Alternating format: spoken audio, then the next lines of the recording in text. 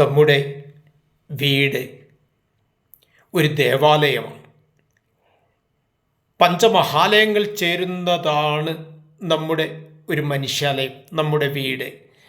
അത് മനുഷ്യാലയമാണ്, ദേവാലയമാണ്, വിദ്യാലയമാണ്, ആതുരാലയമാണ്, സ്നേഹാലയമാണ്. ഇതാണ് പഞ്ചമഹാലയങ്ങൾ. അതിൽ ദേവാലയമാകുന്ന നമ്മുടെ വീട്ടിൽ പൂജാതി കർമ്മങ്ങൾ യഥാവിധി അനുഷ്ഠിക്കേണ്ടത് നമ്മുടെ വീട്ടിലെ വീട്ടമ്മയാണ്, അതായത് ഗൃഹനായികയാണ്. അതുകൊണ്ട് ആ കാര്യങ്ങൾ യഥാവിധി ശരിയായ തലത്തിൽ അനുഷ്ഠിച്ചു പോകാൻ കഴിയണം.